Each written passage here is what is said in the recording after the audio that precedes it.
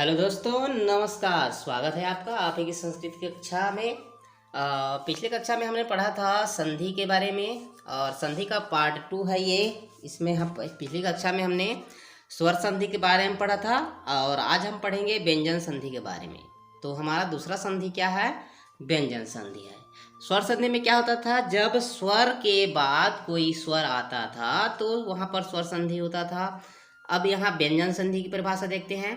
तो व्यंजन के बाद व्यंजन अथवा व्यंजन के बाद स्वर आने पर, मतलब व्यंजन के बाद स्वर, पहले व्यंजन के बाद व्यंजन या स्वर आने पर उनके मेल से जो विकार या परिवर्तन उत्पन्न होता है, परिवर्तन होता है, उसे हम व्यंजन संधि कहेंगे।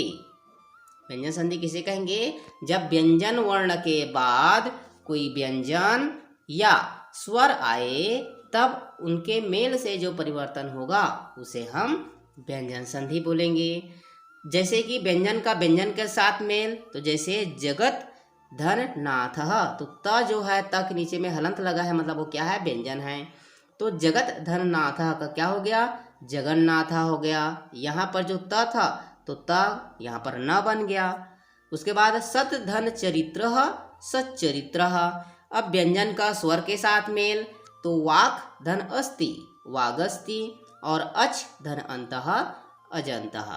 तो चलिए देखते हैं कि ये ऐसा क्यों हो रहा है। तो उससे पहले हम ये वर्ण परिचय देख लेते हैं थोड़ा सा। हमारा जो स्वर है 13 स्वर हैं।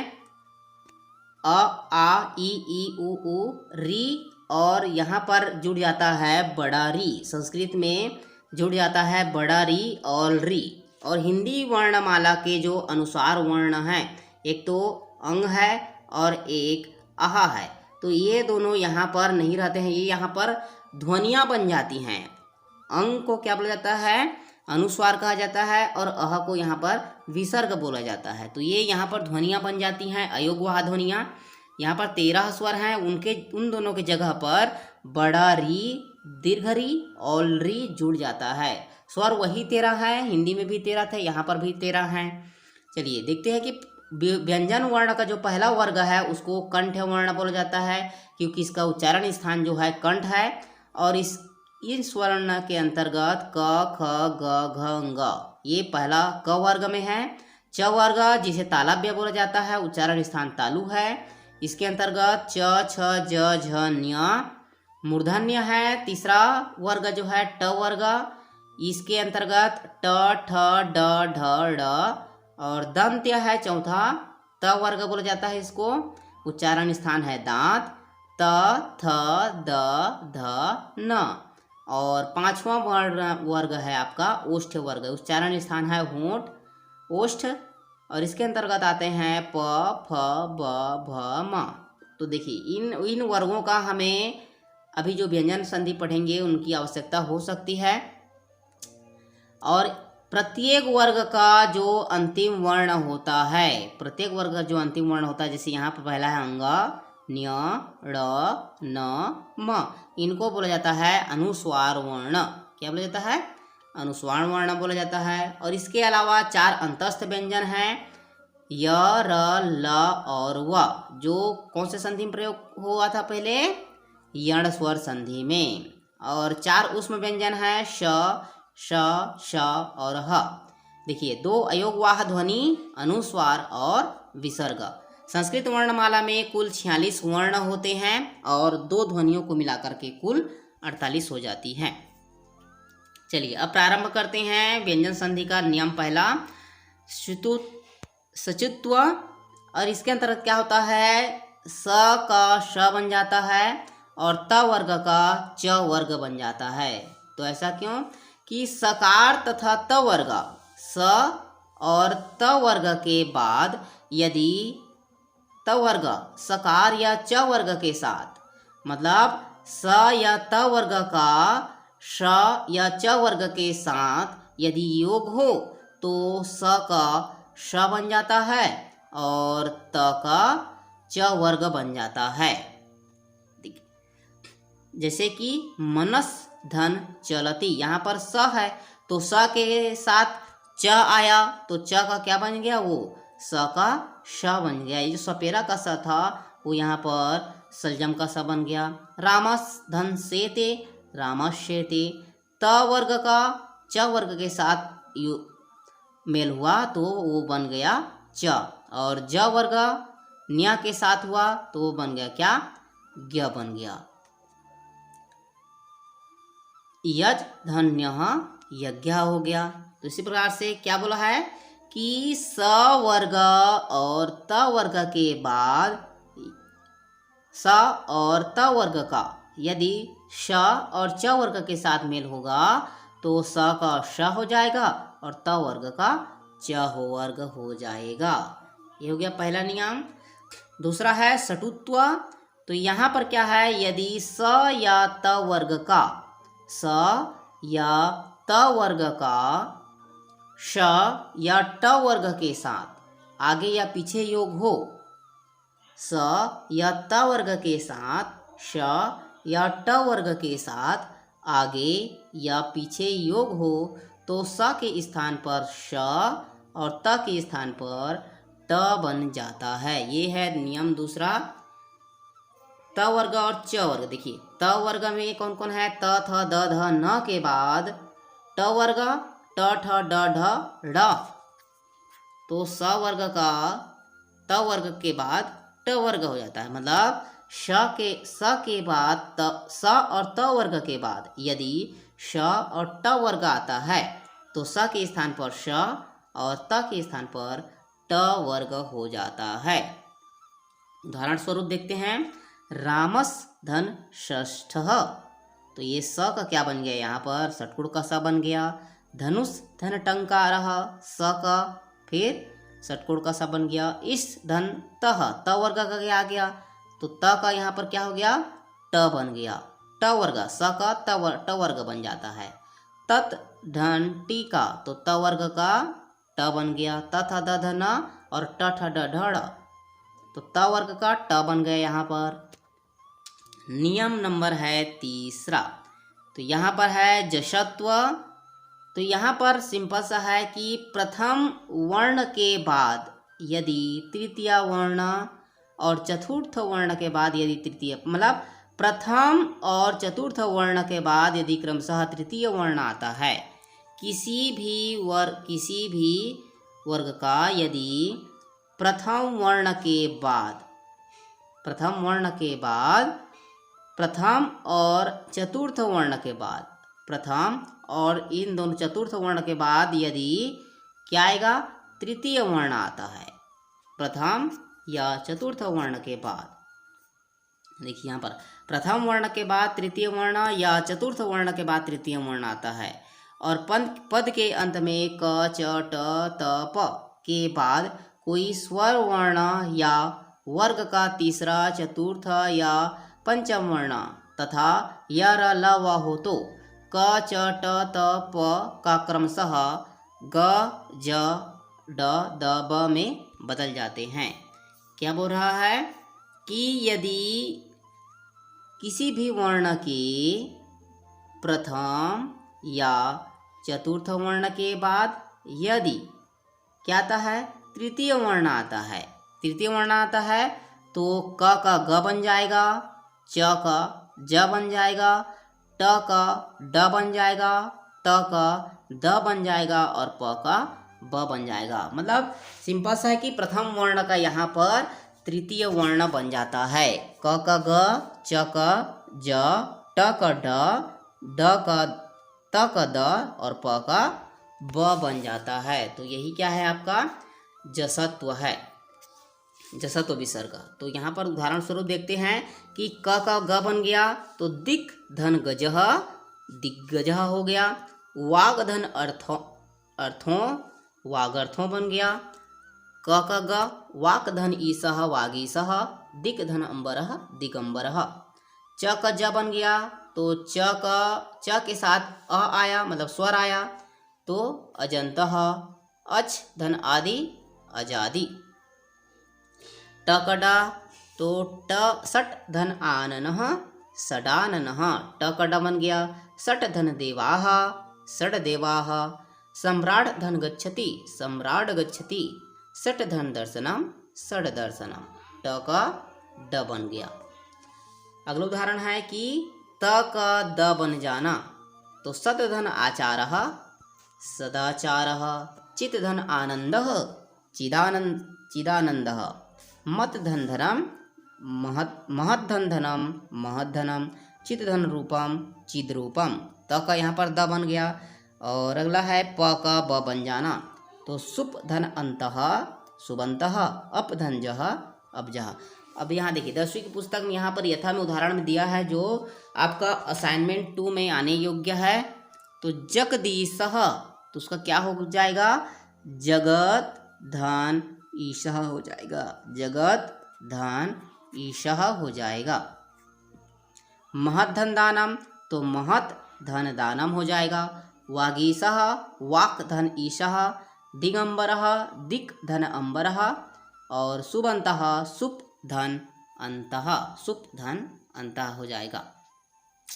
चौथा नियम है चर्त्व, तो ये जो है बिल्कुल जशत्व का उल्टा है। जैसे वहाँ पर तृतीय वर्ण बनता था तो यहाँ पर प्रथम वर्ण बनेगा। तो वर्गों के तृतीय वर्ण के बाद यदि वर्ग का प्रथम और द्वितीय वर्ण एवं उसमें व्यंजन में से हो श स श हो तो तृतीय वर्ण का अपने प्रथम वर्ण में हो जाता है। जैसे जसत्व में क्या बनता था, पहले वर्ण का तृतीय वर्ण बनता था। ये चर्त्व में जस्ट उसका उल्टा हो जाएगा, तृतीय वर्ण का प्रथम वर्ण बन जाएगा। जैसे दिक धनपालः, क ग का क्या बन गया, ग का क बन गया, दिक्पालः। सत धनकारः सत्कारः, द त वर्ग का मतलब द का त बन गया। अगला है पांचवा अनुस्वार। अनुस्वार अंक की मात्रा, तो यहाँ पर म और न का अनुस्वार बन जाता है। तो म के बाद यदि कोई व्यंजन वर्ण आता है तो म के स्थान पर अनुस्वार बन जाता है। उसी तरह न के बाद कोई अंतस्थ, अंतस्थ मतलब य र ल व, या अनुनासिक को छोड़ करके, अनुनासिक प्रत्येक वर्ग का अंतिम वर्ण को छोड़ करके कोई अन्य व्यंजन वर्ण आता है तो न के स्थान पर अनुस्वार हो जाता है। म के बाद कोई व्यंजन आएगा तो अनुस्वार, और न के बाद यदि कोई अंतस्थ और अनुनासिक को छोड़ करके कोई अन्य आता है तो अनुस्वार बन जाता है। जैसे समधनहारः संहारः, समधनयोगः संयोगः, यशांधंसि यशांसि, और मनः श्यते मंश्यते। 10वीं पुस्तक उदाहरण में है सर्वत्र पुष्पाणाम विकासः भवति। तो पुष्पाणाम का यहाँ पर जो म था अंत में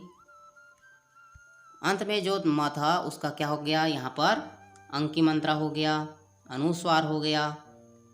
उसके बाद सर्वत्र सौरभाणाम प्रसरः, तो यहाँ पर जो म का अर्थ था यहाँ पर विसर्ग अनुस्वार हो गया।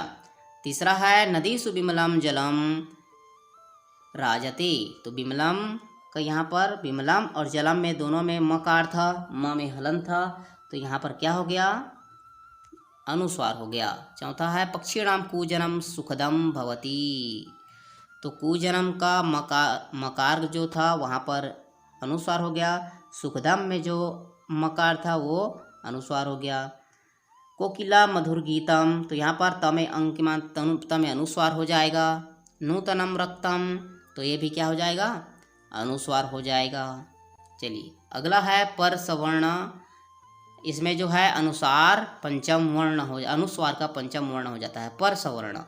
तो यदि अनुस्वार के बाद यदि स्पर्श वर्ण क से म तक, मतलब उन 25 स्पर्श व्यंजनों में से अनुस्वार के बाद उन 25 स्पर्श व्यंजनों में से कोई भी आए तो अनुस्वार के स्थान पर स्पर्श वर्ण के वर्ण का पंचम वर्ण हो जाता है। जो अनुनासिक थे, जो पंचम वर्ण थे, तो वो वही क्या हो जाते हैं अनुस्वार के बाद यदि उन 25 स्पर्श व्यंजन में से कोई भी आता है तो उस वर्ग का यहाँ पर पंचम वर्ण हो जाएगा। पंचम वर्ण अनुनासिक जो शब्द थे जो बताया था वही हो जाएंगे। जैसे यहाँ पर उदाहरण स्वरूप देखते हैं समधनतोषः, तो ये अनुस्वार का त थ द ध न बन गया, त है तो त थ द ध न पांचवा वर्ण। समधन पूर्णम, तो प है तो प फ ब भ म बन गया। अंग धन कीतः क है तो क ख ग घ अंग अंकितः। साम धन तः तो त है तो त थ द ध न बन गया। चलिए उदाहरण स्वरूप और देखते हैं। यथा त्वम करोषि तो त्वम म के बाद क है तो क ख क्या हो गया, विसर्ग बन गए। यहाँ पर क का विसर्ग क्या हो गया। क जो थे क का पंचम वर्ण अंग है तो अंग हो गया। शीघ्रम चलती च छ ज झ न्य। तम धन टीकते तम टीकते तो ट का ट ठ ड ढ ण ट ठ ड ढ ण बन गया। गाम धन ददाती द है तो द ध द का न बन गया। पचसी प फ ब भ म। जयसी अयम जयसी तो न्य बन गया। तरति तथ दध न बन गया। अयम धन कथयति क ख क ख ग घ अंग बन गया। अयम कथयति। अहम धन करोति क ख ग घ अंग बन गया।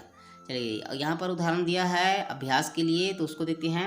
गंगा तो गंगा का क्या हो जाएगा, गम धन ग तो जो ग है तो क ख ग घ अंगा अंगा बन गया जो गत का।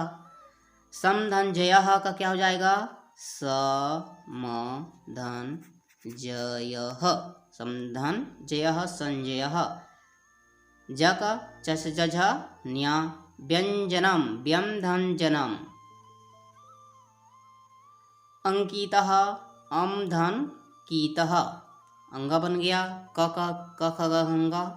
कंटकः कम धन टकः तो यहाँ पर ट का ट ठ ड ढ ड़ बन गया। मनः धन चंचलम तो चम धन चलम चम धन चलम। च का च छ ज झ न्य। चंपकः चम धन पकः प फ ब भ म। और शालायाम घंटिका घम धन टीका टक ट ठ ड ढ ण मतलब उसी वर्ग का पांचवा वर्ण हो जाता है। जलस्य बिंदुम द का त थ द ध न। और सह परीक्षायाम उत्तमांकान तो उत्तम धन अंकान तो क ख ग घ ग बन गया। ये हो गया आपका पर्स वर्ण। और सातवां है आपका लत्व त वर्ग। त वर्ग का यहाँ पर लकार बन जाता है। तो त वर्ग के बाद यदि ला आवे तो त वर्ग का ला हो जाता है। त वर्ग के बाद यदि ला आता है तो उस त वर्ग का ला बन जाता है।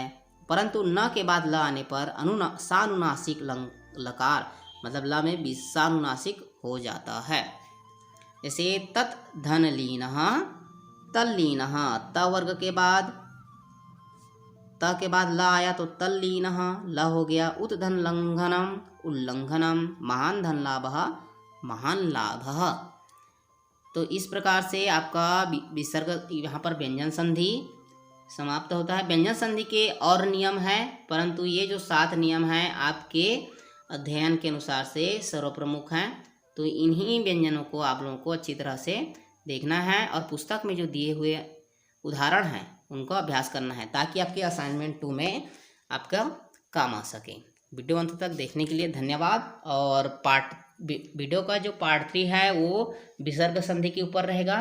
तो देखने के लिए चैनल को सब्सक्राइब कर लीजिए, लाइक कीजिए, कमेंट कीजिए, दोस्तों के साथ शेयर कीजिए। धन्यवाद।